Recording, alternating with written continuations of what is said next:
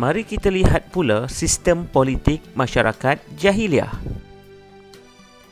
Masyarakat Arab sebelum kedatangan Islam hidup dalam kelompok kumpulan kabilah, iaitu kaum Hadari dan kaum Badui.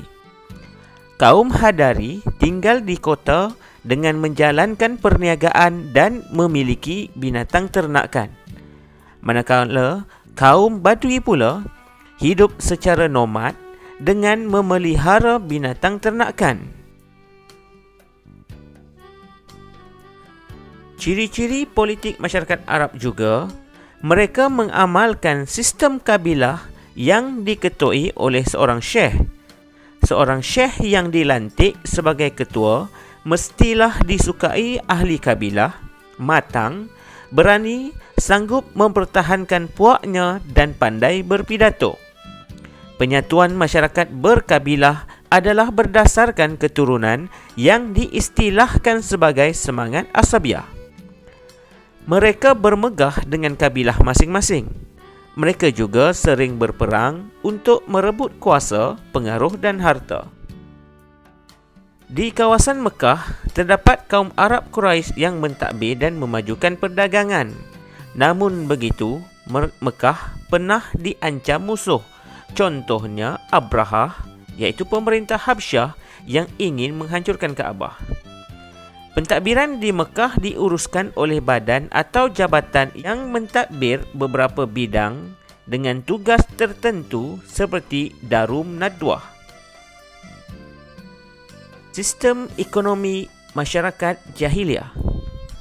Masyarakat pada masa ini juga melakukan kegiatan ekonomi yang berbeza, khususnya di beberapa buah negeri dan kawasan di tanah Arab. Kegiatan utama adalah dalam bidang pertanian dan perdagangan. Di kawasan semenanjung tanah Arab mempunyai tanah yang kurang subur untuk pertanian. Di Yaman pula terdapat tanaman gandum dan kopi yang amat bergantung pada hujan. Skoi dan padi juga diusahakan di beberapa tempat di Oman. Kemenyan pula merupakan tanaman berharga yang dihasilkan di Hadramaut dan Mahra. Dalam kalangan kaum Badui, terdapat masyarakatnya yang menternak secara nomad. Antara binatang ternakan termasuklah unta, kambing dan biri-biri. Mereka berpindah randah untuk mencari rumput dan air bagi binatang ternakan. Terdapat juga kaum Badui yang mengamalkan sistem tukar barang. Mereka menukarkan binatang ternakan dan hasil ternakan dengan barang keperluan mereka seperti pakaian dan kurma. Kalangan kaum Hadari pula, terdapat sesetengah daripada mereka yang keluar berdagang secara kafilah. Pada peringkat awalnya, masyarakat Yaman memasarkan hasil dagangan dari Hadramaut dan India serta membawanya juga ke Syam dan Mesir. Ketika itu, laluan perdagangan merentasi benua yang dikenali sebagai laluan sutera telah menghubungkan pedagang Arab dengan China, India dan Asia. Perniagaan masyarakat Arab jahiliah hanya mementingkan keuntungan semata-mata, mengamalkan riba dan menipu timbangan. Sistem sosial masyarakat jahiliah. Kehidupan masyarakat Arab jahiliah di semenanjung tanah Arab dapat dibahagikan kepada dua, iaitu agama dan kepercayaan serta adat dan kehidupan seharian mereka.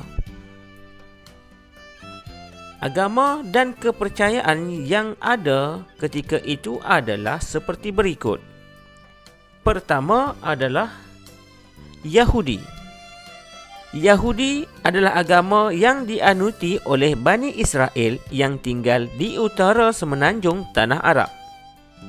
Seterusnya adalah Hunafa. Ketika itu, terdapat penganut yang mengamalkan ajaran yang dibawa oleh Nabi Ibrahim AS. Seterusnya, agama Majusi. Mereka menyembah api dan agama ini adalah berasal dari negeri Parsi dan kebanyakan penganut agama ini tinggal di Yaman, Oman dan Bahrain kerana kawasan ini dipengaruhi oleh Parsi. Seterusnya adalah agama Wathani. Mereka menyembah berhala, antaranya termasuklah Al-Latta, Al-Uzza, Al-Manat dan Hubal. Terdapat 360 buah berhala di sekeliling Kaabah. Seterusnya adalah agama Nasrani. Agama ini dianuti oleh Bani Israel yang dikembangkan di utara semenanjung tanah Arab melalui penduduk Ghassan dan Hirah. Dan yang terakhir adalah animisme. Terdapat juga masyarakat yang mengamalkan kepercayaan animisme, yang mana mereka percaya kepada roh dan kuasa gaib. Dari sudut adat dan kehidupan seharian pula, terdapat masyarakat yang menilik nasib untuk meramal masa depan mereka. Sebelum melakukan sesuatu perjalanan atau pekerjaan, mereka akan memerhati keadaan sekeliling bagi menentukan nasib yang akan menimpa sama ada baik atau buruk. Mereka juga mempercayai ahli sihir dan kuasa azimat. Dalam kehidupan seharian pula, mereka memandang rendah kepada kaum wanita dan memberikan penghormatan yang lebih kepada anak lelaki. Mereka hidup dalam kemaksiatan seperti berjudi, berzina, meminum arak dan bersifat angkuh. Hamba juga dipandang hina dan mempunyai status terendah dalam kalangan masyarakat. Namun begitu, terdapat sikap yang baik dalam kalangan masyarakat Arab ketika ini, seperti sering memuliakan tetamu, menepati janji, menghormati tuan rumah dan menjaga kehormatan diri.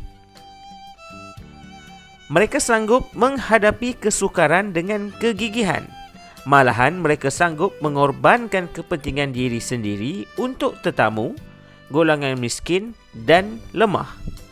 Contohnya, mereka akan memasang api di tempat tinggi bagi membantu pengembara yang sesat.